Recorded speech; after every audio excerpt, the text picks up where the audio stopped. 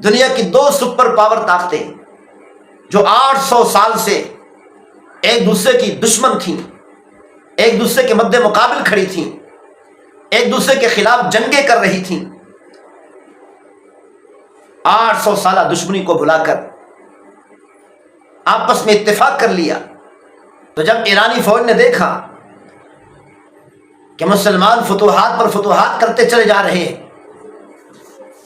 اور دوسری طرف روم نے دیکھا کہ مسلمان مسلسل آگے بڑھتے چلے جا رہے ہیں اور ہماری سلطنت گرتی چلی جا رہی ہے، ہمارے بڑے بڑے شہر گرتے چلے جا رہے ہیں، تو روم کے بادشاہ ہرقل نے اور ایران کے اصلی بادشاہ جنرل رستم نے مل کر مشاورت کی اور آپس میں اتفاق اور اتحاد کر لیے۔ الحمدللہ وکفا والصلاة والسلام علی عباده الذین اصطفى خصوصا علی سید الرسل محمد المصطفى وعلى آلہ المجتبى وعلى أصحابه الأتقياء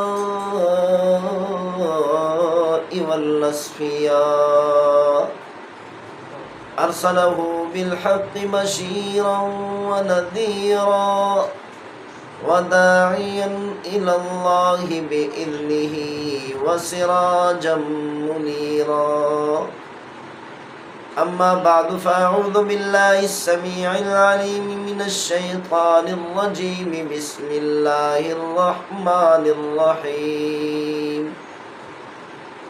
إن الله اشترى من المؤمنين أنفسهم وأموالهم بأن لهم الجنة يقاتلون في سبيل الله فيقتلون ويقتلون وعدا عليه حقا في التوراة والإنجيل والقرآن، ومن أوفى بعهده من الله فاستبشروا ببيعكم الذي بايعتم به وذلك هو الفوز العظيم، صدق اللہ مولانا العظیم۔ آج ہم آپ کے سامنے مسلمانوں کی ایک بہت بڑی جنگ کے بارے میں بات کریں گے کہ دنیا کی سپر پاور طاقت کو مسلمانوں نے کیسے فتح کیا، دنیا کی سپر پاور ملک کو کیسے فتح کیا، دنیا کی سپر پاور فوج کو کیسے بھاگنے پر مجبور کر دیا۔ پہلے دن میں جب مسلمانوں نے جنگ شروع کی کہ ابتدا ہی سے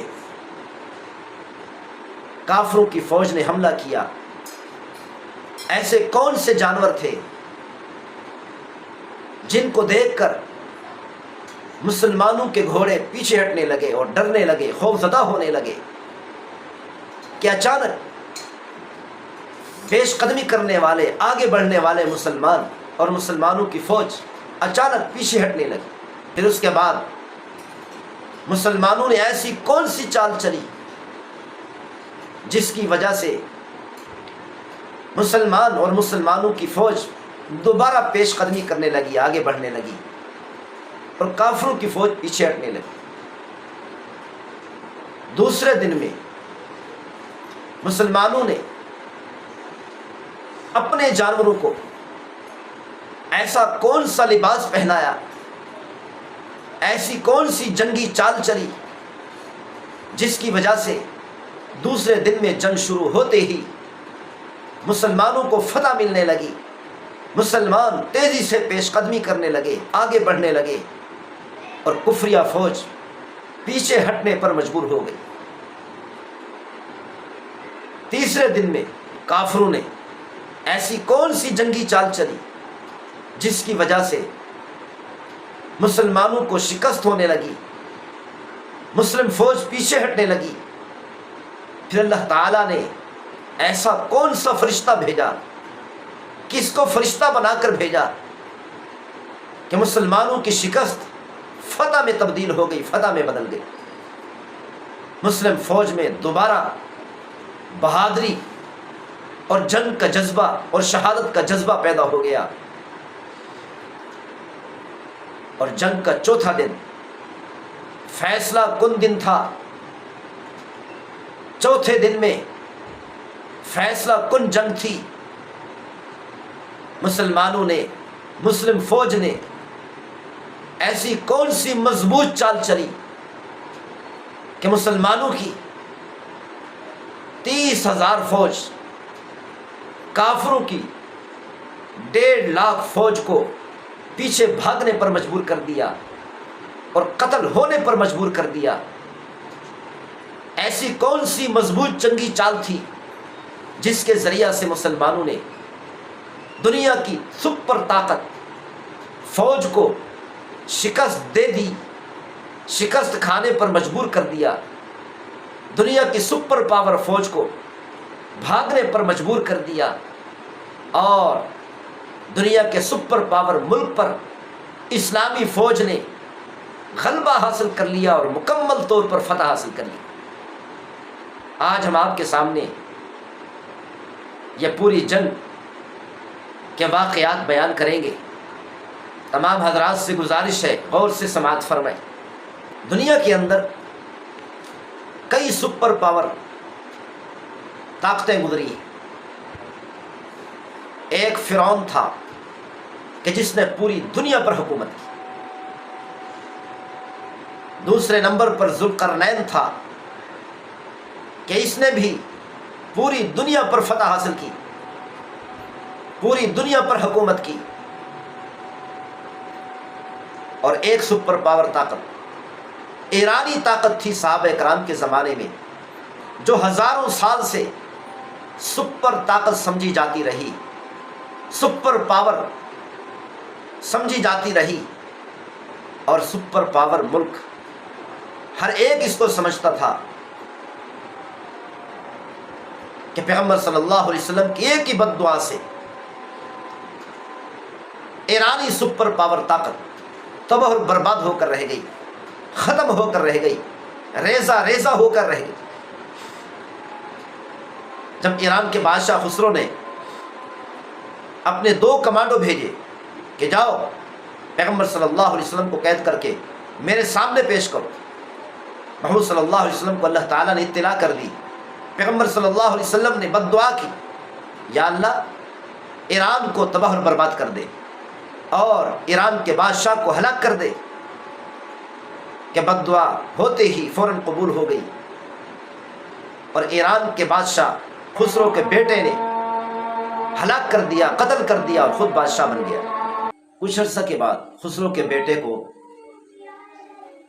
ایران کی فوج کے ایک جنرل نے قتل کر دیا اور خود بادشاہ بن گیا۔ کچھ عرصہ تک یہ بادشاہ رہا۔ تھوڑی عرصہ میں کسی اور جنرل نے اس کو قتل کر دیا، اور پوری ایرانی فوج کمزور ہونے لگی۔ دنیا کا سپر پاور ملک ایران کمزور ہونے لگا۔ ایرانی فوج نے دیکھا کہ مسلمان آگے بڑھ رہے ہیں، مسلمان فتوحات پر فتوحات حاصل کرتے چلے جا رہے ہیں، کہ مسلمانوں نے روم پر بھی حملہ کر دیا جو دنیا کی دوسری سپر طاقت تھی، اور ان کے کئی شہروں پر قبضہ کر لیا۔ بہت سے شہروں سے دنیا کی دوسری سپر طاقت ہاتھ دھو بیٹھی، اور مسلسل مسلمان فتح کرتے چلے جا رہے ہیں۔ تو اس وقت ایرانی فوج سوچ میں پڑ گئی، اور ایرانی فوج کے بڑے بڑے جنرل اکٹھے ہوئے، آپس میں اتحاد کیا، اتفاق کیا۔ تو اس وقت جو سب سے بڑا جنرل تھا، سب سے زیادہ पावरफुल था जनरल रुस्तम। उसने मशवरा पेश किया, अपनी राय पेश की, और उसकी राय से खुसरो के बेटे यज़दगर्द को बादशाह बना दिया। और जनरल रुस्तम ने जानबूझकर किया, क्योंकि यज़दगर्द की उम्र उस वक्त 9-10 साल थी। जनरल रुस्तम ने सोचा कि यह नाम का बादशाह होगा और असल पावर मेरी होगी, ताकत मेरी होगी, और पूरे मुल्क पर मेरा हुक्म चलेगा, मेरा आर्डर चलेगा। इस तरीके से जनरल रुस्तम ने ईरानी फौज को मुत्तहिद कर दिया। जब ईरानी फौज ने देखा, जनरल रुस्तम ने देखा कि मुसलमान गलबा हासिल करते चले जा रहे हैं, जब सैयदना अबू बकर सिद्दीक़ रज़ियल्लाहु ताला ने देखा कि ईरानी फौज कमजोर हो चुकी है, तो सहाबा इकराम के लश्करों को, हज़रत खालिद बिन वलीद रज़ियल्लाहु ताला अन्हु को हुक्म किया, जो ईरान के मुकाबले में जंग कर रहे थे, कि रोम का रुख करें, दुनिया की दूसरी सुपर पावर का रुख करें, उनके मुकाबले में जाकर जंग करें। हज़रत खालिद बिन वलीद रज़ियल्लाहु ताला ने अपनी फौज को लिया और रोम की तरफ रवाना हो गए, जहां पर हज़रत अबू उबैदा बिन जर्राह रज़ियल्लाहु ताला अन्हु पहले से ही इस सुपर ताकत के मुकाबले में जंग कर रहे थे। तो जब ईरानी फौज ने देखा कि मुसलमान फतूहात पर फतूहात करते चले जा रहे हैं, और दूसरी तरफ रोम ने देखा कि मुसलमान मुसलसल आगे बढ़ते चले जा रहे हैं और हमारी सल्तनत गिरती चली जा रही है, हमारे बड़े बड़े शहर गिरते चले जा रहे हैं, तो रोम के बादशाह हिरकल ने और ईरान के असली बादशाह जनरल रुस्तम ने मिलकर मुशावरत की और आपस में इत्तेफाक और इत्तेहाद कर लिए। अब दुनिया की दो सुपर पावर ताकतें आपस में मुत्तहिद हो गई और ये इत्तेहाद करके मुसलमानों का मुकाबला शुरू कर दिया। दुनिया की दो सुपर पावर ताकतें जो 800 साल से एक दूसरे की दुश्मन थीं, एक दूसरे के मद्दे मुकाबिल खड़ी थीं, एक दूसरे के खिलाफ जंगें कर रही थीं, 800 साल दुश्मनी को भुलाकर आपस में इत्तेफाक कर लिया, ताकि ये मुसलमान मुसलसल हमारे बड़े बड़े शहरों पर, बड़े बड़े इलाकों पर, अहम तरीन शहरों पर कब्जा करते चले जा रहे हैं कि किसी न किसी तरीका से मुसलमानों को रोक दे। इत्तेहाद करने के लिए हिरकल ने अपनी पोती मानिया का निकाह ईरान के बादशाह यज़दगर्द से कर दिया, जिसकी उम्र 10-11 साल थी, ताकि ये इत्तेफाक और इत्तेहाद और ज्यादा मजबूत हो जाए कि किसी न किसी वजह से हमारा ये इत्तेफाक खत्म ना हो जाए, ताकि हम डट कर मुसलमानों का मुकाबला कर सकें। और इन दोनों सुपर पावर ताकतों ने अपने अपने बॉर्डर्स पर बड़ी फौज जो मुतयन की हुई थी, वो फौज बुलाकर दरमियान में जमा कर ली। तो साथ में अबू वक़ास रज़ियल्लाहु ताला अन्हु पैगंबर सल्लल्लाहु अलैहि वसल्लम के सामने डट कर काफिरों का मुकाबला कर रहे थे और काफिरों पर हमले किए जा रहे थे। तो पैगंबर सल्लल्लाहु अलैहि वसल्लम साथ में अबू वक़ास रज़ियल्लाहु ताला अन्हु को फरमा रहे थे, बी अबी अंत व उम्मी, ऐ साद तुझ पर मेरे माँ बाप कुर्बान हो। कितनी बड़ी सआदत पैगंबर सल्लल्लाहु अलैहि वसल्लम ने साद में अबू वक़ास रज़ियल्लाहु ताला अन्हु को अता कर दी। हर सहाबी कहता है, बी अबी अंत व उम्मी या रसूल अल्लाह, ऐ अल्लाह के रसूल आप पर मेरे माँ बाप कुर्बान हो। उमर रज़ियल्लाहु ताला अन्हु कहते हैं, या रसूल अल्लाह आप पर मेरे माँ बाप कुर्बान हो। उस्मान गनी रज़ियल्लाहु ताला अन्हु कहते हैं, या रसूल अल्लाह आप पर मेरे माँ बाप कुर्बान हो। अली अल मुर्तज़ा शेर खुदा रज़ियल्लाहु ताला अन्हु कहते हैं, या रसूल अल्लाह आप पर मेरे माँ बाप कुर्बान हो। लेकिन साद बिन अबी वक़ास रज़ियल्लाहु ताला अन्हु वो वाहिद सहाबी हैं जिनको पैगंबर सल्लल्लाहु अलैहि वसल्लम ने फरमाया था, ऐ साद تجھ پر میرے ماں باپ قربان ہو، بڑھ چڑھ کر مقابلہ کرو، کافروں پر حملے کرو، کافروں کا مقابلہ کرو۔ اب فاروق اعظم رضی اللہ تعالیٰ عنہ نے دیکھا کہ ہمارا سامنا کسی ایک ملک سے نہیں ہے، چھوٹے ملک سے نہیں ہے، چھوٹی فوج سے نہیں ہے، تھوڑی طاقت سے نہیں ہے، بلکہ دنیا کی 2 سپر پاور طاقتوں سے ہم نے مقابلہ کرنا ہے۔ ہمارا سامنا دنیا کی 2 سپر پاور ملکوں سے ہے۔ تو فاروق اعظم رضی اللہ تعالی عنہ نے بعض صحابہ کرام کو پورے عرب کے اندر پھیلا دیا، اسلامی سلطنت کے اندر پھیلا دیا کہ جاؤ جا کر مسلمانوں کو جہاد کی ترغیب دو، امت مسلمہ کو ان 2 سپر پاور طاقتوں کے مقابلے میں کھڑا کرو تاکہ ہم آسانی سے مقابلہ کر سکیں۔ جب ہم مقابلہ کریں تو ہماری فتح یقینی ہو، ہماری فتح میں کوئی شک نہ ہو۔ صحابہ کرام نے دوڑیں لگا دی، اپنے گھوڑے دوڑا دیے، خاص طور پر پورے عرب میں اور عام طور پر پوری اسلامی سلطنت میں پھیل گئے۔ ہر علاقے میں، ہر شہر میں، ہر قبیلے میں، ہر قوم میں جا کر جہاد کی ترغیب دی۔ فاروق اعظم رضی اللہ تعالی عنہ اسی سال حج کرنے کے لیے تشریف لے گئے۔ جب حج سے واپس آئے، مدینہ منورہ میں واپس آتے ہیں، کیا دیکھتے ہیں؟ فاروق اعظم رضی اللہ تعالی عنہ نے کیا دیکھا کہ اسلامی فوج کا ایک بہت بڑا سمندر ہے جو مدینہ منورہ کے اندر امڈ آیا ہے۔ اسلامی فوج کا سمندر ٹھاٹھے مار رہا ہے۔ تو فاروق اعظم رضی اللہ تعالی عنہ خوش ہو گئے۔ اب سوال یہ ہے کہ 2 سپر پاور طاقتوں کا مقابلہ کرنے کے لیے اتنی بڑی فوج نے جانا ہے کہ آج تک اتنی بڑی فوج کبھی مسلمانوں کی جمع نہیں ہوئی۔ اتنی بڑی جنگ کا آغاز ہو رہا ہے، اتنی بڑی فوج کا سپہ سالار اور چیف کس کو بنایا جائے؟ فاروق اعظم رضی اللہ تعالیٰ عنہ نے خود چیف کمانڈر بن گئے، پوری فوج کو لے کر روانہ ہونے لگے۔ تو بڑے اکابر صحابہ کرام آگے آئے، آگے آ کر عرض کی، یا امیر المؤمنین، آپ خود جنگ کی طرف نہ جائیں ورنہ یہ دار الخلافہ خالی ہو جائے گا اور کفریہ طاقتوں کو موقع مل جائے گا کہ کہیں وہ مدینہ منورہ پر حملہ نہ کر دیں۔ آپ پیچھے رہیں، کسی اور کو امیر بنا کر، چیف کمانڈر بنا کر اسلامی فوج کو روانہ کر دیں۔ اب مشاورت ہونے لگی کہ اتنی بڑی فوج کا چیف کمانڈر کس کو بنایا جائے، ایسے انسان کو بنایا جائے کہ ساری فوج اپنے سر اس چیف کمانڈر کے سامنے جھکا دے۔ صحابہ کرام نے اپنی اپنی انا دینا شروع کر دی۔ اسی اثنا میں، اسی دوران سعد بن ابی وقاص رضی اللہ تعالی عنہ کا خط آیا، لیٹر آیا۔ حضرت عبد الرحمن بن عوف رضی اللہ تعالی عنہ نے وہ لیٹر پڑھ کر سنایا۔ سعد بن ابی وقاص رضی اللہ تعالی عنہ نے اپنا میسج بھیجا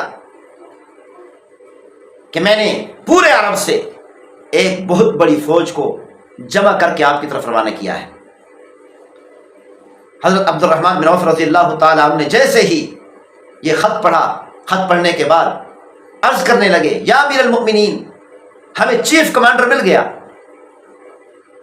وہ چیف کمانڈر کون تھا؟ وہ چیف کمانڈر کوئی اور نہیں تھے۔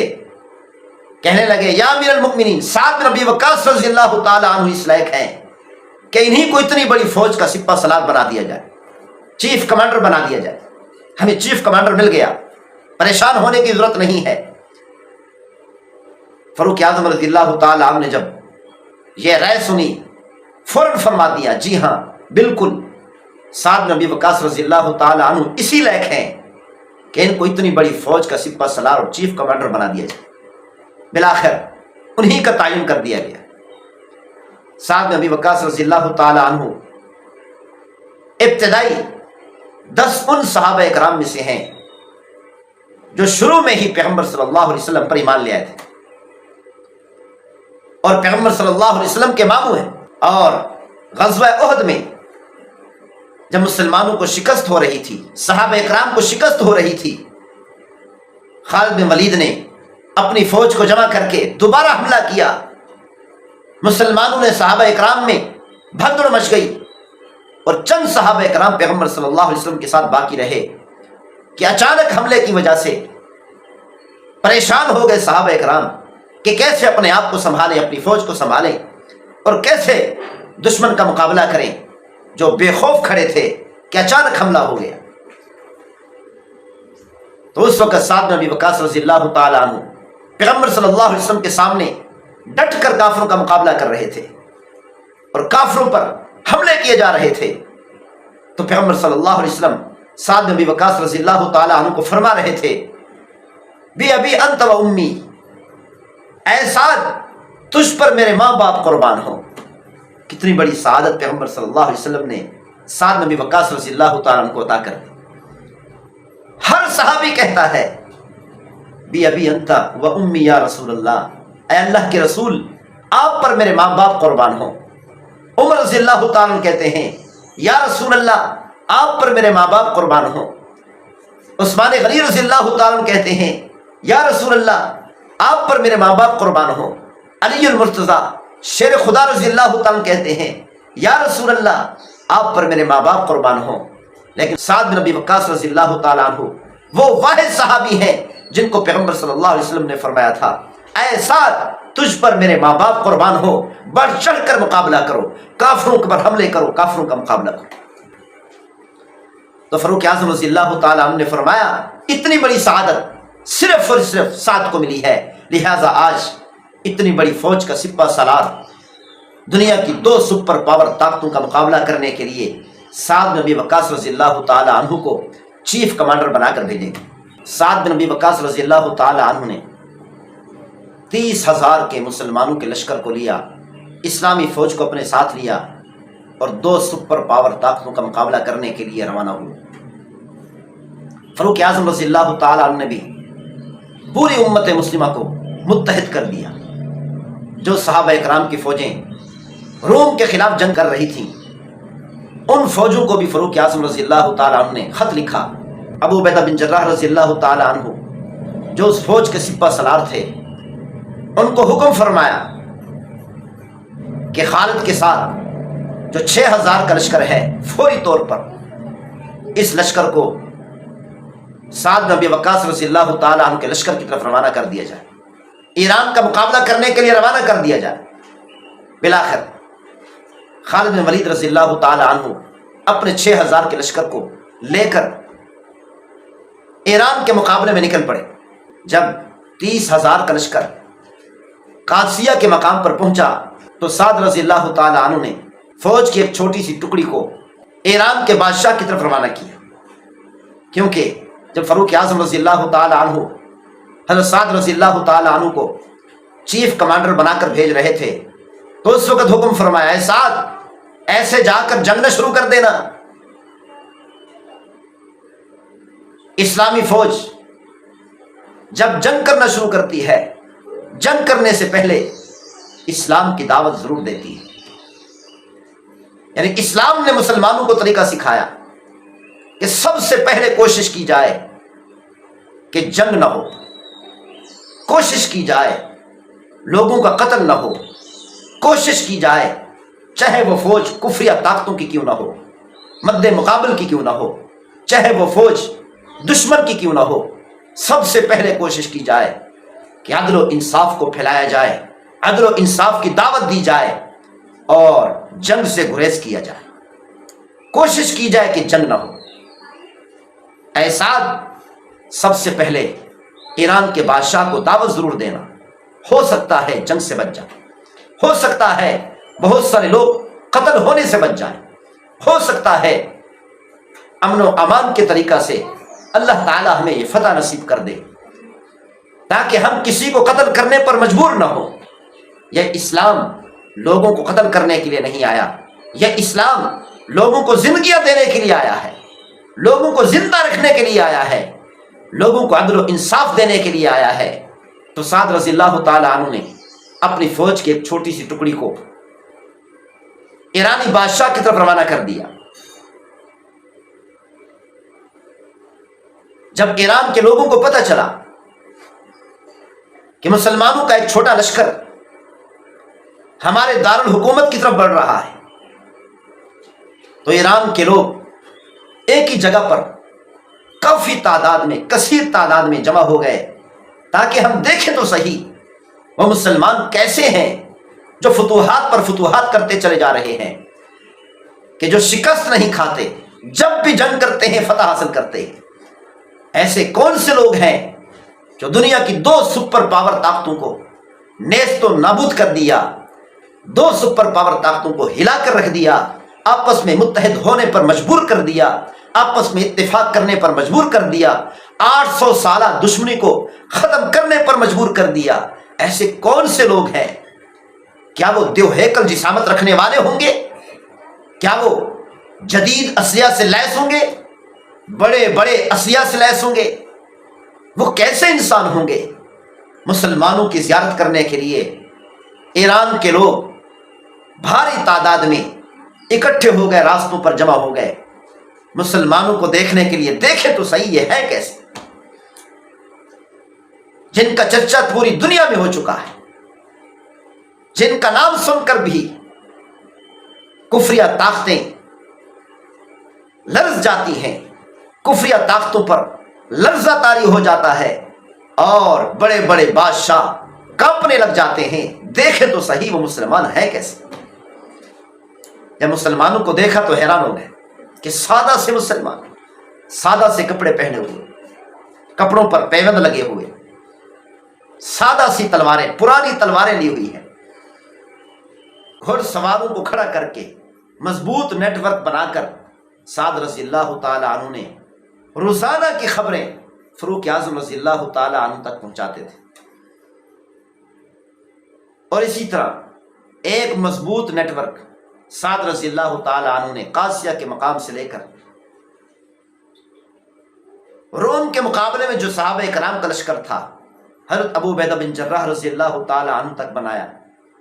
یہ نیٹ ورک بھی ایسا ہی مضبوط تھا کہ ایک دن میں اپنی یہ خبریں وہاں تک پہنچاتے تھے، اور وہاں کی خبریں یہاں تک پہنچتی تھی۔ اور جو نیٹ ورک مدینہ منورہ کی طرف بنایا، وہ فاروق اعظم رضی اللہ تعالی عنہ کا نیا حکم روزانہ لے کر آتے تھے اور یہاں تک پہنچتے تھے۔ گویا کہ فاروق اعظم رضی اللہ تعالی عنہ خود پورے لشکر کو سنبھال رہے تھے، احکام جاری کر رہے تھے، اور نقشے کو دیکھ کر بتا رہے تھے کہ تم نے کیسے حملہ کرنا ہے، تم نے کیسے جنگ کرنی ہے، کس طرف کون سا لشکر ہو، کون سے قبائل ہوں، کس طرف کون سے قبائل ہوں۔ یہ ساری ترتیب فاروق اعظم رضی اللہ تعالی عنہ مدینہ منورہ سے بنا کر بھیج رہے تھے روزانہ کی بنیاد پر۔ جب یہ چھوٹا سا لشکر دارالحکومت میں پہنچا اور فوج سے کہا گیا کہ ہم نے تمہارے بادشاہ سے ملاقات کرنی ہے، یزدگرد بادشاہ کے سامنے مسلمانوں کو پیش کیا گیا، تو مسلمانوں نے اسلام کی دعوت دی اور کہا کہ اللہ اور اس کے رسول پر ایمان لے آؤ۔ وہ پروردگار جس نے تمہیں بھی پیدا فرمایا، ہمیں بھی پیدا فرمایا، پوری کائنات کا مالک خالق رازق، اور اس پیغمبر صلی اللہ علیہ وسلم محمد الرسول اللہ صلی اللہ علیہ وسلم پر ایمان لے آؤ، جس محمد صلی اللہ علیہ وسلم کو اللہ تعالیٰ نے حق دے کر بھیجا ہے، نبوت عطا کر کے بھیجا ہے، رسالت عطا کر کے بھیجا ہے، اس پیغمبر صلی اللہ علیہ وسلم پر ایمان لے آؤ، جنت اور جہنم پر ایمان لے آؤ، اور اپنے ملک کے اندر ظلم کا خاتمہ کر دو، عدل و انصاف کو قائم کرو، قرآن کے احکامات کو قائم کرو، اسلامی احکامات کو قائم کرو، تاکہ غریب سے غریب انسان بھی سکون کا سانس لے سکے، غریب سے غریب انسان بھی امن و امان سے رہ سکے، ایک عام سادہ سا انسان بھی، چاہے وہ کافر ہی کیوں نہیں، یہودی ہی کیوں نہیں، مشرک ہی کیوں نہیں، اسلام نے عدل و انصاف قائم کرنے کے لیے ان مذاہب کے درمیان میں کوئی تفاوت اختیار نہیں کیا، کوئی فرق نہیں کیا، کوئی یہ نہیں کہا کہ مسلمانوں کو زیادہ عزت ملے گی، کافروں کو عزت تھوڑی ملے گی۔ نہیں فرمایا جس طرح مسلمانوں کی عزت عزیز ہے اسلام کے ہاں، اسی طرح کافروں کی عزتیں بھی عزیز ہیں۔ جس طرح مسلمانوں کی عزتوں کی حفاظت کی جائے گی، مسلمانوں کی جانوں کی حفاظت کی جائے گی، جس طرح مسلمانوں کے مال کی حفاظت کی جائے گی، اسی طرح کافروں کی عزتوں کی بھی حفاظت کی جائے گی، کافروں کے اموال کی بھی حفاظت کی جائے گی، اور کافروں کی جانوں کی بھی حفاظت کی جائے گی۔ حتیٰ کہ یہاں تک کہہ دیا کہ کافروں کے عبادت خانوں کی بھی حفاظت کی جائے گی۔ آج کے بعد کوئی انسان بھی کافروں کے عبادت خانے کی بھی بے حرمتی نہیں کر سکے گا۔ کون حفاظت کرے گا؟ مسلمان حفاظت کریں گے، اسلام حفاظت کرے گا۔ جس اسلام کو دہشت گرد کہا جاتا ہے کہ یہ اسلام دہشت گرد ہے، نعوذ باللہ، اس اسلام نے ہر کسی کو امن دیا ہے۔ اس اسلام نے مسلم بادشاہ کو حکم دیا کہ ہر انسان کو انسانیت کی وجہ سے، انسانیت کی بنیاد پر امن دیا جائے، عدل و انصاف دیا جائے، ہر انسان کی حفاظت کی جائے، عزت کی بھی حفاظت کی جائے، مال کی بھی حفاظت کی جائے، جان کی بھی حفاظت کی جائے، حتیٰ کہ اس کے عبادت خانے کی بھی حفاظت کی جائے۔ یہ ہے اسلام کا عدل و انصاف۔ دنیا میں دہشت پھیلانے نہیں آیا اسلام، بلکہ دنیا کے اندر یہ اسلام عدل و انصاف کو قائم کرنے آیا ہے، لوگوں کو زندگیاں عطا کرنے آیا ہے، لوگوں کو زندگیاں دینے آیا ہے، سکون کی زندگی عطا کرنے آیا ہے، اور تاکہ ہر انسان، غریب سے غریب ترین انسان بے خوف ہو کر زندگی گزار سکے، کسی چیز کا خوف نہ ہو، کسی چیز کا خطرہ نہ ہو، کسی قسم کی دہشت نہ ہو۔ تو صحابہ اکرام نے یزدگرد بادشاہ کو کہا کہ ایمان لے آؤ، اسلام کا عدل و انصاف قائم کرو اپنے ملک میں، اپنی بادشاہت پر قائم رہو گے، برقرار رہو گے۔ ہمارا مقصد تمہاری بادشاہت کو چھیننا نہیں ہے، تمہاری بادشاہت کا خاتمہ کرنا نہیں ہے، بلکہ ہمارا مقصد دنیا کے اندر عدل و انصاف کو قائم کرنا ہے، امن و امان کو قائم کرنا ہے۔ اور اگر تم ایمان نہ لائے تو پھر جزیہ ادا کرو، ٹیکس ادا کرو۔ اگر تم ٹیکس ادا کرو گے پھر بھی اسلامی عدل و انصاف تمہارے ملک کے اندر قائم کیا جائے۔ ہماری خواہش ہے کہ غریب سے غریب انسان بھی محفوظ ہو کر سکون والی زندگی گزارے، کوئی خطرہ محسوس نہ کرے۔ اور ٹیکس جو ادا کرو گے، ہم مسلمان اسلامی ملک تمہارے ملک کی حفاظت کرے گا۔ اور اگر خدا نخواستہ کبھی بھی کسی وقت بھی تمہارے دشمن نے تم پر چڑھائی کی، تم پر حملہ کیا، یہ اسلامی ملک پر حملہ تصور کیا جائے گا، اور اسلامی فوج آ کر تمہاری حفاظت کرے گی، تمہارے ملک کی حفاظت کرے گی، تمہاری جانوں کی حفاظت کرے گی، تمہارے اموال کی حفاظت کرے گی، تمہارے شہروں کی حفاظت کرے گی۔ ٹیکس ادا کرو۔ اگر تم ٹیکس ادا کرنے پر بھی آمادہ نہیں ہوتے تو پھر جنگ کے لیے تیار ہو جاؤ۔ آخری حربہ ہے، آخری حکم ہے جنگ۔ پہلے 2 آپشن دیے، جنگ سے اپنے آپ کو بھی بچاؤ، ہمیں بھی بچاؤ، لوگوں کے قتل ہونے سے بچاؤ، بچنے کی کوشش کرو۔ حتیٰ کہ اسلام نے یہاں تک کوشش کی کہ دشمن کی فوج بھی قتل نہ ہو، دشمن کی فوج بھی محفوظ رہے۔ آج تک ایسا کوئی مذہب نہیں آیا جس مذہب نے اتنے اچھے آپشن دیے۔ واحد اسلامی مذہب ہے کہ جس نے کوشش کی کہ جنگ نہ ہو، کوشش کی کہ قتل و عام نہ ہو، قتل و قتال نہ ہو۔ یزدگرد بادشاہ نے جب مسلمانوں کی یہ بات سنی تو ہنسنے لگ گیا، کہا لگانے لگا، ہنسنے لگا،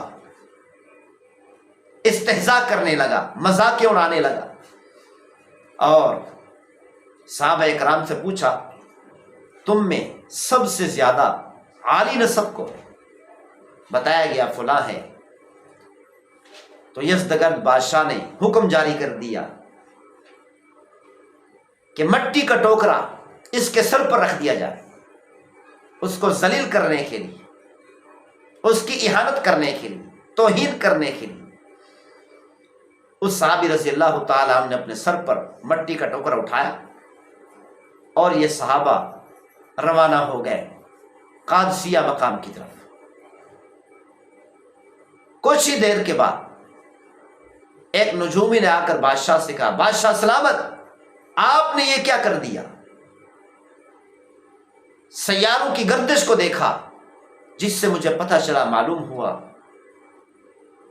یہ جو ابھی مسلمان آئے ہوئے تھے اور آپ نے ان کے سر پر مٹی کا ٹوکرا رکھ دیا ان کا مذاق اڑانے کے لیے، ان کی توہین کرنے کے لیے، حقیقت میں وہ تھوڑی سی مٹی لے کر نہیں گئے، اس سے یہ معلوم ہوا کہ پورے ایران کی مٹی لے کر گئے ہیں، گویا کہ پورے ایران ملک کو لے کر گئے ہیں۔ ستاروں کی گردش سے پتہ چلتا ہے کہ اگر یہ مٹی ان کے لشکر تک پہنچ گئی تو پورے ایران کو فتح کر لیں گے۔ یزدگرد بادشاہ نے اپنی فوج کو روانہ کر دیا، گھوڑے دوڑا دیے کہ جاؤ مسلمانوں سے وہ مٹی چھین کر آؤ، لیکن مسلمان گھڑ سوار اتنی تیز تھے کہ ان کے پہنچنے سے پہلے قادسیہ کے مقام تک اپنے لشکر تک پہنچ گئے۔ یہ صحابہ اکرام رضوان اللہ علیہم اجمعین حقیقت میں پورے ایران کی مٹی کو لے کر آئے، گویا کہ پورا ایران ان سے چھین کر آئے۔ فتح کی علامت تو یہیں پر ظاہر ہو گئی تھی کہ یقیناً مسلمانوں کو، اسلامی لشکر کو فتح ملنے والی۔ سب سے پہلے سعد بن ابی وقاص رضی اللہ تعالی عنہ نے قادسیہ کے مقام پر پہنچتے ہی وہاں پر نقشہ بنایا، پورے میدان کا نقشہ بنایا، پورے علاقے کا نقشہ بنایا۔ نقشہ بنا کر سعد رضی اللہ تعالی عنہ نے قادسیہ کے مقام سے لے کر مدینہ منورہ تک گھوڑ سواروں کا ایک مضبوط نیٹ ورک بنایا۔ ایسا مضبوط نیٹ ورک تھا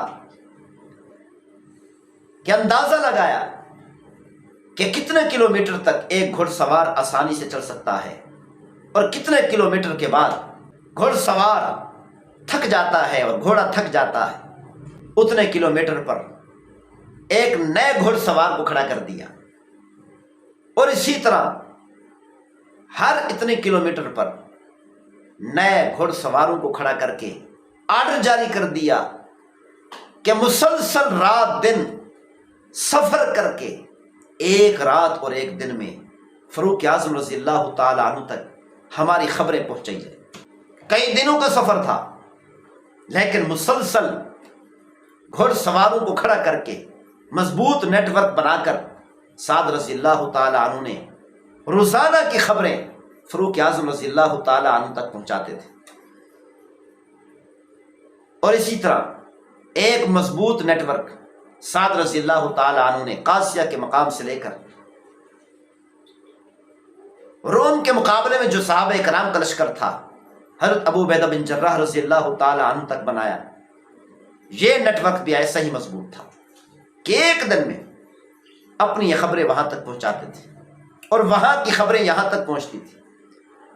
اور جو نیٹ ورک مدینہ منورہ کی طرف بنایا، وہ فاروق اعظم رضی اللہ تعالی عنہ کا نیا حکم روزانہ لے کر آتے تھے اور یہاں تک پہنچتے تھے، گویا کہ فاروق اعظم رضی اللہ تعالی عنہ خود پورے لشکر کو سنبھال رہے تھے، احکام جاری کر رہے تھے اور نقشے کو دیکھ کر بتا رہے تھے کہ تم نے کیسے حملہ کرنا ہے، تم نے کیسے جنگ کرنی ہے، کس طرف کون سا لشکر ہو، کون سے قبائل ہوں، کس طرف کون سے قبائل ہوں۔ یہ ساری ترتیب فاروق اعظم رضی اللہ تعالی عنہ مدینہ منورہ سے بنا کر بھیج رہے تھے روزانہ کی بنیاد پر۔ جیسے ہی سعد رضی اللہ تعالیٰ نے دیکھا کہ اب کافروں کی فوج آگے بڑھ رہی ہے، جیسے ہی کافروں کی فوج آگے بڑھی، ہاتھی آگے بڑھے اور دوسری طرف مسلمانوں کی فوج آگے بڑھی، مسلمانوں کے پاس، اسلامی فوج کے پاس گھوڑے تھے اور عرب کے گھوڑوں نے پہلی مرتبہ اتنی بڑے جسامت رکھنے والے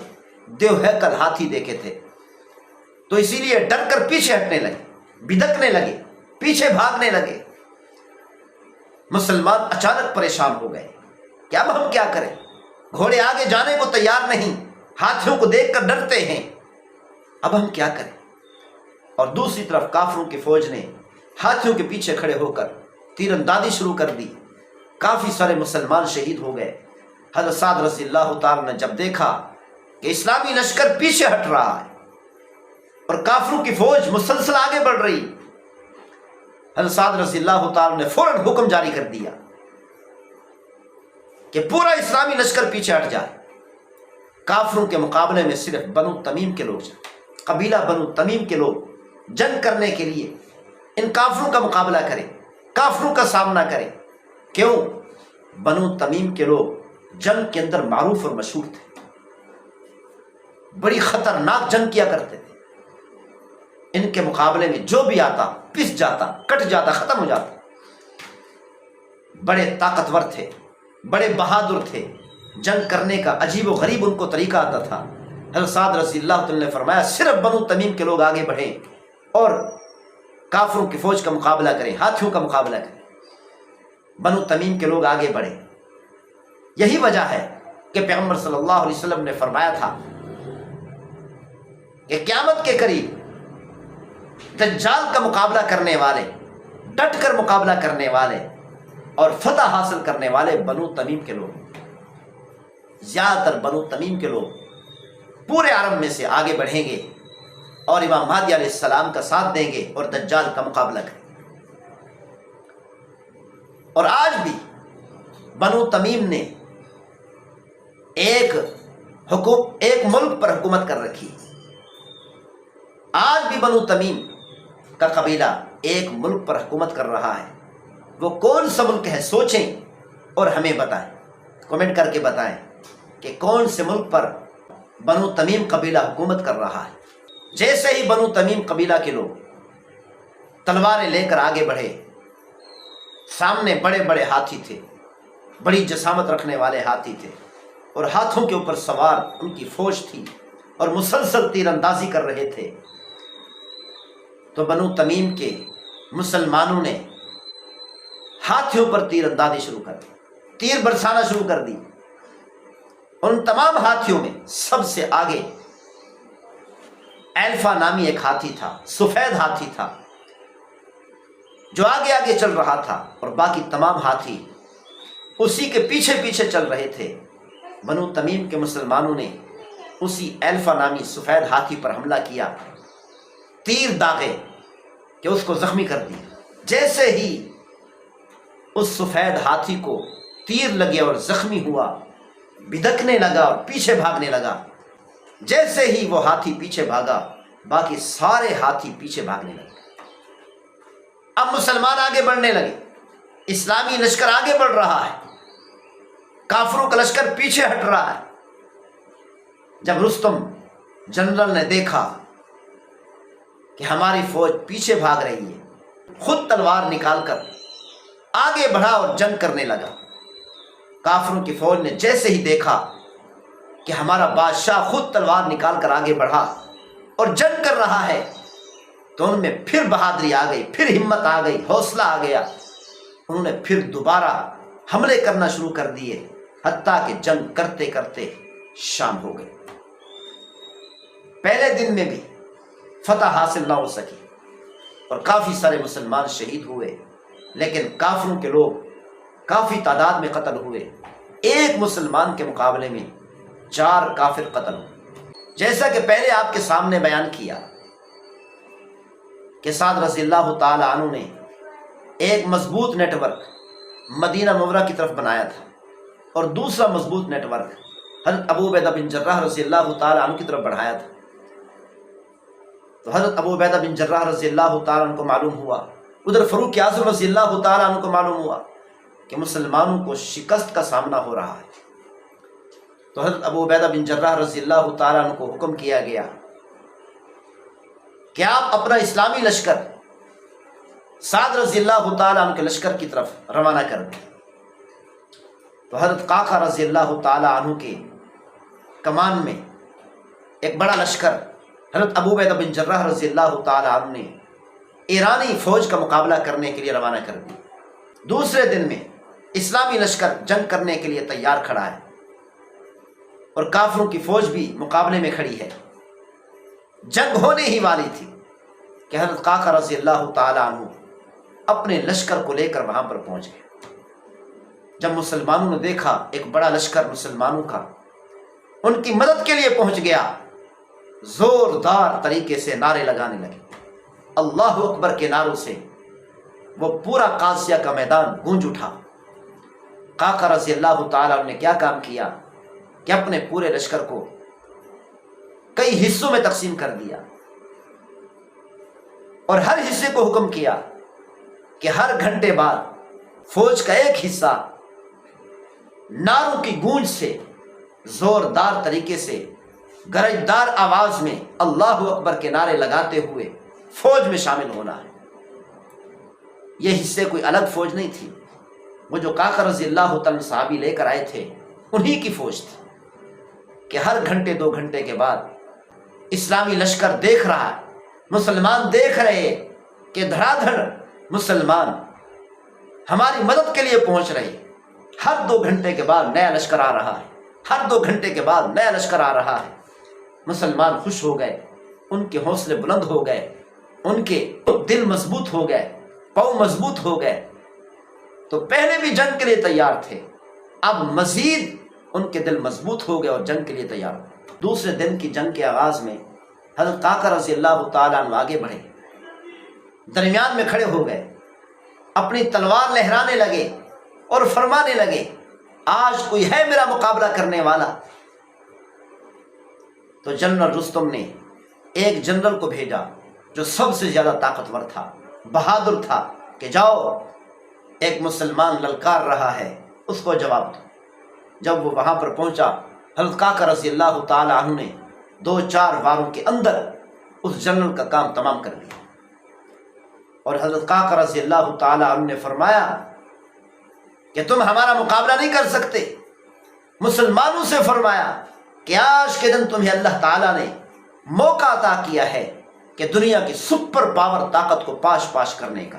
اللہ تعالیٰ تمہارے ہاتھوں سے دنیا کی سپر پاور طاقت کو ختم کرنا چاہتا ہے، کافروں کی سپر پاور طاقت کو ختم کرنا چاہتا ہے، کافروں کے سپر پاور ملک کو ختم کرنا چاہتا ہے، نیست و نابود کرنا چاہتا ہے، اور کفر کو ختم کرنا چاہتا ہے، اسلام کے جھنڈے کو بلند کرنا چاہتا ہے، اور اللہ تعالیٰ نے اس کام کے لیے تمہیں چنا ہے۔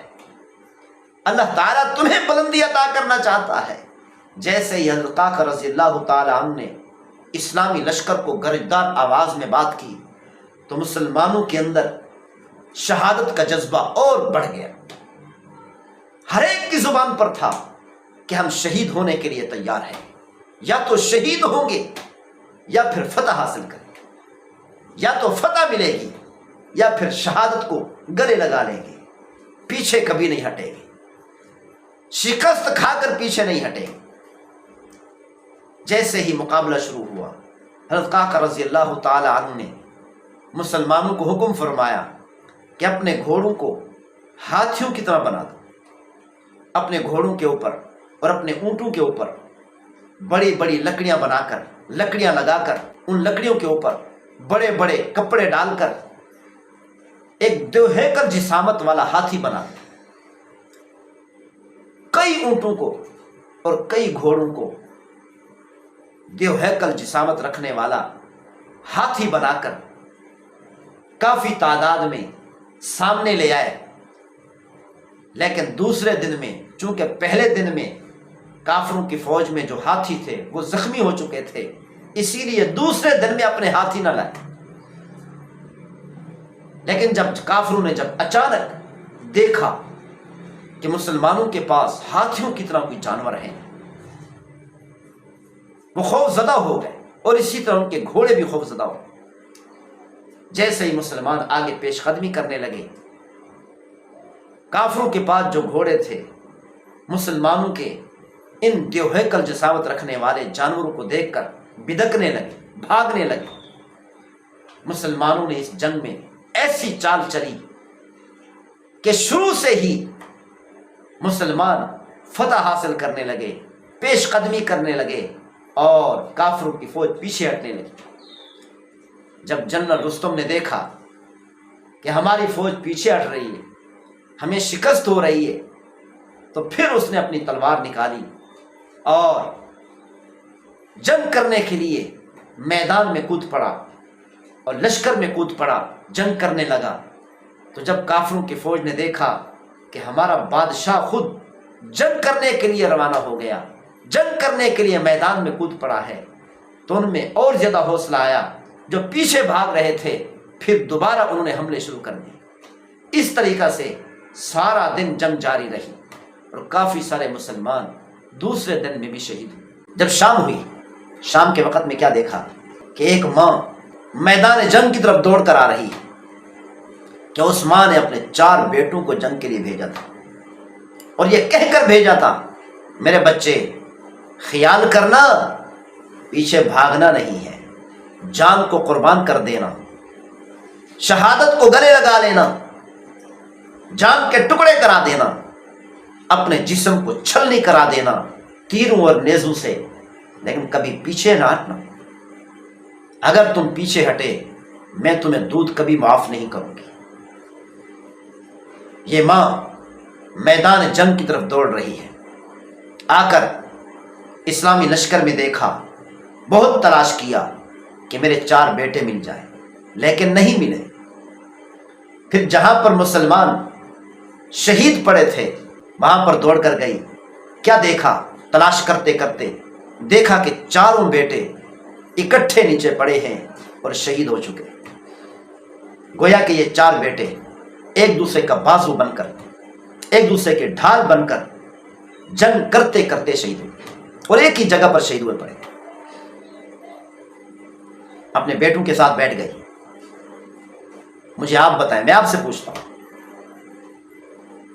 کہ اس ماں نے کیا کیا ہوگا؟ کیا ماتم کیا ہوگا؟ اپنا سینہ پیٹا ہوگا، چیخی ہوگی، چلائی ہوگی، روئی ہوگی کہ ہے افسوس کہ میرے 4 بیٹے ختم ہو گئے، 4 بیٹوں کا جنازہ اٹھ رہا ہے؟ نہیں، مسلمانوں کی مائیں جنگ میں شہید ہونے کی وجہ سے اپنے بچوں پر رویا نہیں کرتی، وہ تو خوشیاں مناتی ہیں۔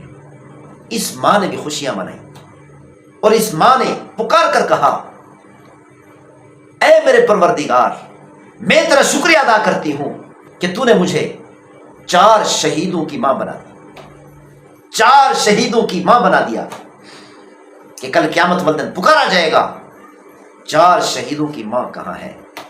4 شہیدوں کی ماں کہاں ہے؟ کیونکہ مسلمان مائیں یہ نہیں سوچتی کہ ہم نے دنیا میں زندگی کیسے گزارنی ہے، مسلمان ماں یہ سوچتی ہے کہ آخرت میں ہمیں کامیابی کیسے ملے گی اور ہماری اولاد کو آخرت میں کامیابی کیسے ملے گی۔ سن 636 میں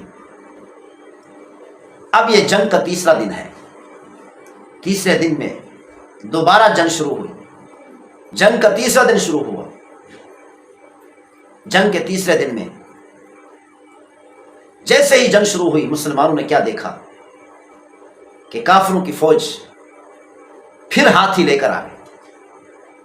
جو ہاتھی پہلے دن زخمی ہوئے تھے اب وہ صحیح سلامت ہو چکے ہیں، پھر ہاتھیوں کو سامنے کر دیا اور اسلامی لشکر نے دیکھا کہ ہمارا سامنا اور ہمارے گھوڑوں کا سامنا آج پھر ہاتھیوں کے ساتھ ہے۔ جیسے ہی کافروں نے مسلمانوں پر حملہ کیا، آگے بڑھے اور اسلامی لشکر آگے بڑھا کہ اسلامی فوج نے کیا دیکھا کہ ہمارے گھوڑے اچانک بدکنے لگے، ڈر کر بھاگنے لگے اور کافروں نے ہاتھیوں کے پیچھے چھپ کر مسلمانوں پر تیر برسانے شروع کر دی۔ کافی تعداد میں مسلمان شہید ہوئے اور دوسری طرف کافروں کی فوج کے ایک ٹکڑی نے سعد رضی اللہ تعالیٰ عنہ جو قلعہ کی دیوار پر بیٹھے تھے اور پورے جنگ کا نظارہ کر رہے تھے، پوری جنگ کا نظارہ کر رہے تھے، اسلامی فوج کو احکامات جاری کر رہے تھے، ان پر حملہ کرنے کے لیے آگے بڑھے اور مسلمانوں نے دیکھا، مسلمانوں کی فوج کی ایک ٹکڑی نے آ کر ان کافر فوج کو روک دیا اور اس کا مقابلہ کیا اور پیچھے ہٹنے پر مجبور کر دیا۔ اور حضرت سعد رضی اللہ تعالیٰ عنہ نے آج 3رے دن پھر بنو تمیم سے فرمایا کہ بنو تمیم کے لوگ آگے بڑھے، ہاتھیوں کا مقابلہ کریں، اور فرمایا ہاتھیوں کے آنکھوں پر حملے کرو، آنکھوں پر تیر مارو، تیروں کا نشانہ بناؤ۔ بنو تمیم کے لوگوں نے ہاتھیوں کے آنکھوں پر تیر مارنے شروع کر دیے۔ تھوڑی ہی دیر میں سارے ہاتھی زخمی ہوئے اور بدکنے لگے اور پیچھے بھاگنے لگے۔ آج تیسرے دن میں بھی کافی سارے مسلمان شہید ہو گئے، لیکن ابھی تک فتح نہ مل سکی کہ مسلمان پیچھے ہٹ رہے ہیں، کافروں کی فوج آگے بڑھ رہی، مسلمانوں کو شکست ہو رہی ہے، کافروں کی فوج آگے بڑھ رہی، مسلمان پریشان ہیں۔ حضرت سعد رضی اللہ تعالیٰ نے دیکھا کہ اسلامی لشکر پیچھے ہٹ رہا ہے، پریشان ہو گئے کہ کیا ہو گیا، کہ اچانک جنگ شروع ہوتے ہی فوراً، چونکہ کافروں کی فوج کے پاس ہاتھی تھے، جس کی وجہ سے اسلامی لشکر، اسلامی فوج کے گھوڑے ڈر کر پیچھے بھاگنے لگے اور مسلمانوں کو شکست ہونے لگی۔ ایک طرف بنو تمیم نے ان ہاتھیوں کے آنکھوں پر تیر برسانے شروع کیے، اور دوسری طرف کیا دیکھا کہ ایک آدمی ہے کہ اپنا چہرہ چھپایا ہوا ہے، گھوڑے پر سوار ہو کر تلوار لہراتے ہوئے کافروں کی فوج کی صفوں کو چیرتے ہوئے آگے بڑھ رہا ہے۔ جب مسلمانوں نے دیکھا کہ ایک ہی انسان اتنی زبردست طریقے سے جنگ کر رہا ہے اور کافروں کی فوج کو شکست دے رہا ہے، کافروں کی فوج اس کے سامنے نہیں ٹک رہی، جو بھی ان کے سامنے آتا ہے قتل ہو جاتا ہے یا پیچھے ہٹنے پر مجبور ہو جاتا ہے، تمام مسلمانوں اور تمام صحابہ اکرام کی زبان پر جاری ہو گیا، اللہ تعالیٰ نے آسمان سے کوئی فرشتہ بھیجا، اللہ تعالیٰ نے آسمان سے کوئی فرشتہ بھیجا ہے، جس فرشتے نے آ کر ہماری اس شکست کو فتح میں بدل دیا۔ مسلمانوں کے حوصلے بڑھ گئے، مسلمانوں نے پھر زوردار طریقے سے حملہ کیا، کافروں کو پیچھے ہٹنے پر مجبور کر دیا۔ شام کے وقت میں تیسرے دن کی جنگ ختم ہوئی، دونوں لشکر اپنے اپنے پڑاؤں کی طرف بڑھے، واپس آئے، پیچھے لوٹے۔ وہ جو فرشتہ بن کر آیا تھا وہ کون تھا؟ یہ میں آپ سے پوچھتا ہوں، کیا آپ بتا سکتے جو فرشتہ بن کر آیا وہ کون تھا؟ میں آپ کا امتحان لینا چاہتا ہوں، کیا آپ میں سے سامعین میں سے کوئی اس امتحان میں پاس ہو سکتا ہے؟ ہم مسلمانوں کو بھی پتہ ہونا چاہیے کہ ہماری تاریخ کیا ہے، ہمارے آب و اجداد کیسے تھے، تاکہ ہم بھی کوشش کریں کہ ہم بھی اپنے آب و اجداد کی طرح بنیں، ان کے نقش قدم پر چلنے کی کوشش کریں۔ یہ ایک صحابی رضی اللہ تعالیٰ عنہ تھے جن کو ابو محجن کہا جاتا تھا۔ ابو محجن رضی اللہ تعالیٰ عنہ وہ صحابی تھے جو شراب بہت زیادہ پیا کرتے تھے، شراب والی عادت ان کی ختم نہ ہو سکی۔ فاروق اعظم رضی اللہ تعالیٰ نے کئی بار ان پر شراب کی حد جاری کی، کوڑے مارے، پھر بھی شراب کو نہ چھوڑ سکے۔ شراب پیتے ہیں، گنہگار ہیں، لیکن کافروں کا مقابلہ کرنے کے لیے جنگ میں نکل پڑے، راستے میں پھر شراب پی۔ حضرت سعد رضی اللہ تعالیٰ نے حکم کیا فوج کو اس کو زنجیروں میں جکڑ کر قید کر لیا جائے اور قید میں ڈال دیا جائے۔ زنجیروں میں جکڑے ہوئے قید میں پڑے تھے۔ ابو محجن رضی اللہ تعالیٰ نے سنا کہ مسلمانوں کو شکست ہو رہی ہے، رونے لگے، تڑپنے لگے۔ حضرت سعد رضی اللہ تعالیٰ کی زوجہ کا وہاں سے گزر ہوا، رو رو کر ہاتھ جوڑ جوڑ کر کہنے لگے، میں تمہیں اللہ کا واسطہ دیتا ہوں، مہربانی فرمائے مجھے آزاد کریں، میں یہ آزادی قید سے نہیں چاہتا، بلکہ یہ آزادی اس لیے چاہتا ہوں تاکہ مسلمانوں کا ساتھ دے سکوں، جنگ کے لیے آیا ہوں تاکہ جنگ کر سکوں۔ مسلمانوں کو شکست ہو رہی ہے اور میں قید میں پڑا ہوں، یہاں پر آرام سے بیٹھا ہوں، یہ مجھ سے برداشت نہیں۔ اور چند اشعار کہے، اور ایسے دردناک اشعار تھے۔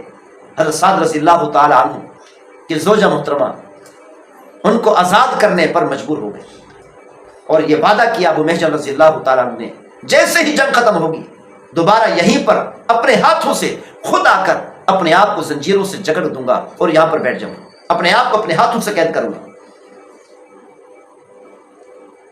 جیسے ہی آزاد ہوئے اور اپنا منہ ڈھانپا کپڑے سے، اور حضرت سعد رضی اللہ عنہ کا گھوڑا کھڑا تھا اور کوئی گھوڑا نہیں تھا، سب جنگ میں جا چکے تھے۔ حضرت سعد رضی اللہ عنہ کا گھوڑا لیا، تلوار لی، گھوڑے پر سوار ہو کر جنگ میں کود پڑے، اور اللہ تعالیٰ نے اسی صحابی کو اسلامی لشکر کے لیے، اسلامی فوج کے لیے فرشتہ بنا کر بھیجا۔ جب واپس آئے اپنے وعدے کے مطابق جیل میں بیٹھ گیا اور اپنے آپ کو اپنے ہاتھوں سے زنجیروں سے باندھ دیا، تالا لگا دیا۔ حضرت سعد رضی اللہ عنہ کو معلوم ہو گیا تھا یہ کوئی آسمان سے نازل ہونے والا فرشتہ نہیں تھا، آسمان سے اترنے والا فرشتہ نہیں تھا، یہ محبوب صلی اللہ علیہ وسلم کا صحابی، گنہگار صحابی، ایسا صحابی جو شرابیں پیتا ہے اور اس گناہ کی وجہ سے قید کے اندر تھا، یہ اسی کے کام ہے۔ اللہ تعالیٰ نے اسی کو فرشتہ بنا کر بھیجا ہے مسلمانوں کے لیے۔ حضرت سعد رضی اللہ عنہ نے حکم جاری کیا ابو محجن رضی اللہ تعالیٰ کو میرے سامنے پیش کیا جائے۔ سامنے پیش ہوئے، حضرت سعد رضی اللہ تعالیٰ نے دور سے دیکھا کہ ابو محجن آ رہے ہیں، کھڑے ہو گئے، ہاتھ ایسے کر دیے اور فرمانے لگے آپ کی جگہ قید نہیں ہے، جیل نہیں ہے، آپ کی جگہ ہمارے دل ہے، آؤ ہمارے دل سے لگ جاؤ، ہمارے سینے سے لگ جاؤ۔ کھڑے ہو کر ابو محجن رضی اللہ تعالیٰ عنہ کو اپنے سینے سے لگایا اور ان کا استقبال کیا اور آزادی دے۔ اللہ تعالیٰ نے ایک ایسے صحابی کو، ایسے مسلمان کو پورے اسلامی لشکر کے لیے، اسلامی فوج کے لیے فرشتہ بنا کر بھیجا اور قیامت تک آنے والی امت کو سبق دے دیا اور بتا دیا یہ نہ کہنا ہمارے ایمان مضبوط نہیں ہے اسی لیے جنگ کے لیے تیار نہیں، پہلے ہم اپنے ایمان مضبوط کریں گے پھر جنگ کریں گے۔ اللہ نے فرمایا نہیں، اگر تم میدان جنگ میں نہ اترے، کافروں کے مقابلے کے لیے کھڑے نہ ہوئے، اسیہ لے کر کافروں کا مقابلہ نہ کیا، چاہے تم گھنٹوں گھنٹوں تہجد میں سجدوں میں پڑے رہو گے، پھر بھی تمہارا ایمان اتنا مضبوط نہیں ہوگا جتنا میدان جنگ میں اترنے سے مضبوط ہوتا ہے۔ تمہارا ایمان مضبوط ہو سکتا ہے، مسلمانوں کا ایمان مضبوط ہو سکتا ہے، وہ صرف اور صرف میدان جنگ ہے۔ میدان جنگ میں ہی مسلمان کا ایمان مضبوط ہوتا ہے، میدان جنگ کے علاوہ کوئی ایسی جگہ نہیں جہاں پر ایمان مضبوط ہو سکتا ہے۔ سب سے زیادہ ایمان میں مضبوطی میدان جنگ میں آتی، اور ہم نے اسی میدان جنگ کو چھوڑ دیا اور یہ شوشہ چھوڑ دیا مسلمانوں نے کہ ہم پہلے ایمان مضبوط کریں گے، ہمارے ایمان کچے ہیں، ہمارے ایمان کمزور ہیں، ضعیف ہیں، پہلے ایمان مضبوط کریں گے۔ ایک ڈھال بنا دی، ایک عذر بنا دیا، بہانہ بنا دیا میدان جنگ سے جی چرانے کا، جہاد سے جی چرانے کا، جہاد سے دور بھاگنے کا۔ لیکن قیامت تک آنے والی امت مسلمہ کو اللہ تعالیٰ نے خبر دے دی اور بتا دیا مسلمان اپنے گناہوں سے توبہ کر کے فوری طور پر میدان جنگ میں اتر جائیں، میدان جنگ میں نکل پڑے، کافروں کا مقابلہ کرنے کے لیے نکل پڑے۔ اللہ نے فرمایا میں پروردگار کی طاقت و نصرت تمہارے ساتھ ہوگی، چاہے تم گنہگار کیوں نہ۔ گناہوں کا عذر اور بہانہ بنا کر پیچھے نہ ہٹنا۔ اگر اللہ تعالیٰ کی نصرت صرف تہجد گزاروں کے ساتھ آتی، قرآن مجید کی تلاوت کرنے والوں کے ساتھ آتی، اگر اللہ کی نصرت اور مدد گناہ گاروں کے ساتھ نہ آتی تو اللہ تعالیٰ پورے اسلامی لشکر کے لیے سب سے زیادہ گناہ گار صحابی کو فرشتہ بنا کر نہ بھیجتے۔ اللہ تعالیٰ ہم سب کو عمل کرنے کی توفیق نصیب فرمائے۔ ان لشکروں کے درمیان میں جنگ ہو رہی تھی کہ حضرت ہلال رضی اللہ تعالیٰ عنہ نے جنرل رستم کے تخت پر کھڑے ہو کر اعلان کیا اور جنرل رستم کے سر کو اپنے نیزے پر بلند کیا اور کہا یہ دیکھو تمہارا جنرل رستم قتل ہو چکا ہے، ہلاک ہو چکا ہے، مسلمانوں کو فتح مل چکی ہے۔ کافروں کی فوج نے جیسے ہی دیکھا کہ ہمارا بادشاہ، ہمارا جنرل رستم قتل ہو چکا ہے، ہلاک ہو چکا ہے، اس کا سر تن سے جدا کر دیا، تو کافروں کی فوج بھی زیادہ دیر نہ ٹک سکی، ان میں بھی بھگدڑ مچ گئی اور بھاگنے لگی۔ اور فاروق اعظم رضی اللہ تعالیٰ عنہ امیر المومنین، اسلامی ملک کے بادشاہ، اسلامی ملک کے شہنشاہ، اسلامی ملک، اسلامی سلطنت کے مالک، اس گھڑ سوار کے ساتھ پیدل دوڑتے چلے جا رہے ہیں اور جنگ قادسیہ کے حال احوال اور واقعات سنتے چلے جا رہے ہیں اور خوش ہوتے چلے جا رہے ہیں۔ اب چوتھا دن آ چکا، چوتھے دن میں فیصلہ کن مارکا کرنا ہے، لیکن صبح ہونے سے پہلے حضرت قعقاع رضی اللہ تعالیٰ عنہ نے اسلامی فوج کی ایک ٹکڑی اور ایک جماعت اپنے ساتھ لی، کیونکہ حضرت قعقاع رضی اللہ تعالیٰ نے دیکھا کہ 3 دن گزر چکے، مسلمانوں کو فتح نہیں مل رہی، شکست پر شکست ہو رہی ہے، مسلمان پریشان ہیں، اسلامی لشکر پریشان ہے، حضرت سعد رضی اللہ تعالیٰ پریشان ہے، اور مدینہ منورہ میں فاروق اعظم رضی اللہ تعالیٰ پریشان ہے۔ اور جب سے جنگ شروع ہوئی ہے ایک خبر بھی فاروق اعظم رضی اللہ تعالیٰ عنہ تک نہیں پہنچائی گئی۔ کاکا رضی اللہ تعالیٰ نے دیکھا کہ فتح نہیں مل رہی، انہوں نے ایک غضبناک جنگی چال چلی اور ایک اسلامی فوج کی چھوٹی جماعت کو اپنے ساتھ لیا، جہاں پر کافروں کی فوج کے درمیان جنرل رستم کا تخت تھا، اس پر دھاوا بول دیا۔ جب وہاں پر اس پر حملہ کرنے کے لیے پہنچے تو کیا دیکھا؟ خوشیاں منا رہی، شرابیں پی جا رہی اور اونچی آواز سے ہنس رہے ہیں، مذاق اڑا رہے ہیں مسلمانوں کا۔ تب دیکھو مسلمانوں کو شکست کا سامنا ہے، روزانہ شکست کھا جاتے ہیں، روزانہ ان کو شکست مل جاتی ہے۔ حضرت کاکا رضی اللہ تعالیٰ نے اچانک جا کر، وہ بے خوف تھے، ان کو کوئی حملے کا خوف نہیں تھا، کہ اچانک حضرت کاکا رضی اللہ تعالیٰ نے جا کر ان پر دھاوا بول دیا، حملہ کر دیا، اور ایسا سخت حملہ کیا کہ جنرل رستم جان بچا کر بھاگ نکلا، دوڑ گیا۔ حضرت ہلال رضی اللہ تعالیٰ صحابی وہ بھی اس کے پیچھے دوڑ رہے، انہوں نے جب دیکھا کہ جنرل رستم دوڑ رہا ہے، بھاگ رہا، اس کے پیچھے دوڑ پڑے۔ جیسے ہی وہ دریا کے اندر کودا، حضرت ہلال نے جا کر جنرل رستم کو جو زخمی تھا پکڑا اور اس کو قتل کر دیا، اور اس کی لاش کو اپنے گھوڑے کے پیچھے باندھا اور گھسیٹتے ہوئے جنرل رستم کے تخت کے پاس لے آئے۔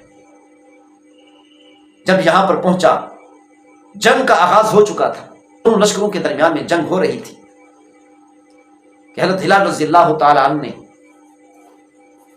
جنرل رستم کے تخت پر کھڑے ہو کر اعلان کیا اور جنرل رستم کے سر کو اپنے نیزے پر بلند کیا اور کہا، یہ دیکھو تمہارا جنرل رستم قتل ہو چکا ہے، ہلاک ہو چکا ہے، مسلمانوں کو فتح مل چکی ہے۔ کافروں کی فوج نے جیسے ہی دیکھا کہ ہمارا بادشاہ، ہمارا جنرل رستم قتل ہو چکا ہے، ہلاک ہو چکا ہے، مسلمانوں نے اس کو ختم کر دیا، اس کا سر تن سے جدا کر دیا، تو کافروں کی فوج بھی زیادہ دیر نہ ٹک سکی، ان میں بھی بھگدڑ مچ گئی اور بھاگنے لگی۔ اسی دوران مسلمانوں نے کافروں کی فوج کو قتل کیا اور اس جنگ کے اندر 8,000 مسلمان شہید ہوئے، اور کافروں کی 1.5 لاکھ فوج میں 20,000 کافر فوجی قتل ہوئے، ہلاک ہوئے۔ سعد بن ابی وقاص رضی اللہ تعالیٰ نے دیکھا کہ ہزاروں کی تعداد میں کافر قید ہو چکے ہیں، اور ان قیدوں کے اندر فیروز ابو لولو بھی تھا، یہ غلام تھا، اس کو غلام بنا کر مدینہ منورہ میں لے آئے، جس ابو لولو نے فاروق اعظم رضی اللہ تعالیٰ عنہ کو شہید کیا، فاروق اعظم رضی اللہ تعالیٰ عنہ پر نماز کے اندر حملہ کیا۔ بہرحال حضرت سعد رضی اللہ تعالیٰ عنہ نے یہ خوشخبری مدینہ منورہ کی طرف روانہ کر دی۔ فاروق اعظم رضی اللہ تعالیٰ عنہ نے جب سے اسلامی لشکر کو کافروں کے مقابلے میں بھیجا، اسی دن سے روزانہ فاروق اعظم رضی اللہ تعالیٰ عنہ اکیلے مدینہ منورہ سے باہر نکل آتے اور کئی کلومیٹر تک قادسیہ کے میدان کی طرف آگے بڑھ جاتے، کئی کلومیٹر کا سفر کر کے راستے میں بیٹھ جاتے، راستے میں آ جاتے اور انتظار میں رہتے کہ معلوم نہیں کہ کس وقت سعد رضی اللہ تعالیٰ عنہ کا میسج میرے پاس پہنچتا ہے۔ فاروق اعظم رضی اللہ تعالیٰ عنہ نے ایک آدمی کو دیکھا، انتظار میں بیٹھے تھے کہ 3 دن ہو چکے، اب 4تھا دن ہے، کوئی اطلاع نہیں ملی کہ وہاں پر کیا ہو رہا ہے، اسلامی فوج، اسلامی لشکر کافروں کا مقابلہ کیسے کر رہا ہے، ابھی تک کچھ معلوم نہیں ہوا۔ بڑے پریشان اور انتظار میں بیٹھے تھے کہ اچانک کیا دیکھتے ہیں کہ دور سے ایک گھوڑ سوار نظر آیا کہ ہماری طرف آ رہا ہے، میری طرف آ رہا ہے۔ فاروق اعظم رضی اللہ تعالی نے اس گھوڑ سوار کی طرف دوڑ لگا دی۔ اسلامی سلطنت کے بادشاہ ہیں، دیکھو بادشاہ کو کتنی سادگی سے دوڑ لگا رہے۔ جب اس گھوڑ سوار نے دیکھا کہ ایک آدمی دوڑ کر میرے پاس آ رہا ہے، جب قریب آیا تو پوچھا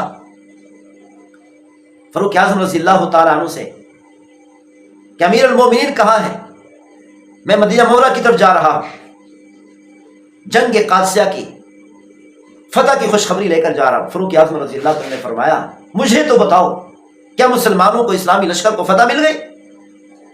تو اس آدمی نے کہا جی ہاں، اس اسلامی لشکر کو فتح مل چکی ہے، اور کافروں کی بہت بڑی فوج 1.5 لاکھ کی فوج بھاگ چکی ہے، کافی تعداد میں قتل ہو گئی، کافی تعداد میں ان کو قیدی بنا لیا گیا، اور باقی جو بچی ہے وہ بھاگ گئی، اور مسلمانوں کو ایک بہت بڑی فتح ملی ہے، اور کھلم کھلا فتح مل چکی ہے۔ دنیا کے اندر سپر طاقت جو ملک تھا آج مسلمانوں کے قبضے میں آ چکا۔ وہ جو قاصد تھا، مسنجر تھا، لیٹر لے کر مدینہ منورہ کی طرف گھوڑے پر سوار ہو کر گھوڑے کو دوڑا رہا ہے، مدینہ منورہ کی طرف بڑھ رہا ہے تاکہ میں امیر المومنین کو جلدی سے جلدی یہ اطلاع پہنچاؤں، اور فاروق اعظم رضی اللہ تعالیٰ عنہ اس کے گھوڑے کے ساتھ ساتھ دوڑ رہے، اور جنگ قادسیہ کے حال وال ان سے لے رہے ہیں، واقعات سن رہے ہیں، اور وہ واقعات سناتا چلا جا رہا ہے۔ اور فاروق اعظم رضی اللہ تعالیٰ عنہ امیر المومنین، اسلامی ملک کے بادشاہ، اسلامی ملک کے شہنشاہ، اسلامی ملک، اسلامی سلطنت کے مالک، اس گھڑ سوار کے ساتھ پیدل دوڑتے چلے جا رہے ہیں، اور جنگ قادسیہ کے حال وال اور واقعات سنتے چلے جا رہے ہیں، اور خوش ہوتے چلے جا رہے۔ جب مدینہ منورہ میں پہنچے، لوگوں نے کہا یا امیر المومنین، تو پھر مسنجر کو پتہ چلا، قاصد کو پتہ چلا، میسج دینے والے کو، لیٹر پہنچانے والے کو پتہ چلا کہ امیر المومنین تو یہی ہے جو میرے ساتھ دوڑ رہے تھے، جن سے میری سب سے پہلے ملاقات ہوئی، وہی امیر المومنین ہے۔ جلدی سے گھوڑے سے اترا اور قدموں بیٹھ گیا، ہاتھ جوڑ کر کہنے لگا یا امیر المومنین، میں معافی چاہتا ہوں، مجھے پتہ نہیں تھا، میں نے آپ کی کبھی زیارت نہیں کی ہوئی تھی، مجھے معلوم نہیں تھا کہ آپ امیر المومنین۔ فاروق اعظم رضی اللہ تعالیٰ نے فرمایا میں تمہارا بھائی، عام انسان ہوں، عام آدمی ہوں، میں کوئی بادشاہ نہیں ہوں، میں تمہارا بھائی ہوں، تمہارے اندر میں رہنے والا ہوں، تمہارے اندر کا ایک فرد ہوں، تمہارے گھر کا ایک فرد ہوں، میں کوئی بادشاہ نہیں۔ فاروق اعظم رضی اللہ تعالیٰ عنہ نے مسلمانوں کو مدینہ منورہ کے اندر جمع فرمایا، جمع کر کے مسلمانوں کو خوشخبری دی، سارے مسلمان خوش ہوئے، اللہ کا شکر ادا کیا، اور نوافل پڑھے، شکر کے نوافل پڑھے، اور شکر کے سجدے کیے، اللہ تعالیٰ کی حمد و ثنا کی، اللہ کی تعریف کی، اللہ تعالیٰ کا شکر ادا کیا، اور مسلمانوں کو یہ خوشی ملی، اور آج امت مسلمہ نے دنیا کی سپر پاور کو پاش پاش کر کے رکھ دیا۔ آج ہم مسلمان دیکھیں کہ ہمارے کیا حالات ہیں، ہم کیا کر رہے ہیں، ہم کیسے وقت گزار رہے ہیں۔ اللہ تعالیٰ ہم سب کو عمل کرنے کی توفیق نصیب فرمائے، محمد صلی اللہ علیہ وسلم کی ایک ایک فرمان پر عمل کرنے کی توفیق نصیب فرمائے، اللہ تعالیٰ کے ایک ایک حکم پر عمل کرنے کی توفیق نصیب فرمائے۔ آج کا مسلمان چاہے علماء ہی کیوں نہیں، خاص طور پر علماء اور طلباء کا، کیونکہ سب سے بڑا فریضہ اس دور کے علماء کرام، مفتیان کرام اور طلباء کرام کا ہے کہ آج اگر یوں کہا جائے کہ امت مسلمہ نے جہاد کو چھوڑا، کیوں چھوڑا؟ سب سے بڑے اس جرم میں گنہگار اس وقت امت کے علماء ہیں، مفتیان کرام ہیں، کہ آج کے علماء کرام نے جھنڈا نہیں اٹھایا۔ پیغمبر صلی اللہ علیہ وسلم کے جلیل القدر صاحب، جن کے بارے میں پیغمبر صلی اللہ علیہ وسلم نے کیا فرمایا تھا کہ اگر میرے بعد کوئی نبی ہوتا، عمر کا سر اس لائق تھا، اس کے سر پر نبوت کا تاج رکھا جاتا۔ اتنی بڑی شخصیت خود جہاد میں نکل رہی ہے، جہاد کرنے کے لیے پورے لشکر کو لے کر نکل رہے، یہ تو اکابر صحابہ کرام نے روک لیا، ورنہ خود کمانڈر بن کر جا رہے تھے۔ اور آج کے عالم، آج کے مفتی صاحب یہ سمجھتے ہیں کہ جہاد میں نکلنا، جہاد کرنا میرے وقار کے خلاف ہے، میری شان کے خلاف ہے، کہ آج کل کے علماء کرام، مفتیان کرام کی شان اور ان کا وقار کیا فاروق اعظم رضی اللہ عنہ کی شان سے زیادہ ہے؟ ابو بکر رضی اللہ عنہ کی شان سے زیادہ ہے؟ عثمان رضی اللہ عنہ کی شان سے زیادہ ہے؟ پیغمبر صلی اللہ علیہ وسلم کی شان سے زیادہ ہے کہ ساری زندگی، مدنی زندگی جہاد کرتے کرتے گزار دی؟ یہ نہ سمجھنا کہ میں علماء کرام کی قدر نہیں کرتا، اللہ کی قسم میں علماء کرام کے پاؤں کی مٹی کو اپنی آنکھوں کا سرما بنانے کو تیار۔ میرے دل میں علماء کرام، مفتیان کرام کی اتنی عزت ہے، اتنی احترام ہے اور اتنی قدر ہے، جو حقیقت ہے وہ بیان کر رہا ہوں، جو حقیقت ہے وہ بتانے کی کوشش کر رہا ہوں، ادب کو سامنے رکھتے ہوئے، احترام کو سامنے رکھتے ہوئے، ادب اور احترام کی لاج رکھتے ہوئے یہ بات کرنے جا رہا ہوں کہ آج اگر جو امت مسلمہ نے جہاد کو چھوڑا ہے، اس جرم میں سب سے بڑے گنہگار اس امت کے علماء ہیں۔ اگر یہ جھنڈا اٹھاتے، جہاد کا جھنڈا بلند کرتے، اسلام میں جہاد کا علم بلند کرتے، تو یقیناً پوری امت مسلمہ ان کے نقش قدم پر چلتی اور میدان جہاد میں نکل پڑتی۔ اللہ تعالیٰ ہم سب کو عمل کرنے کی توفیق نصیب فرمائے۔ وما توفیقی الا باللہ۔ السلام علیکم ورحمۃ اللہ وبرکاتہ۔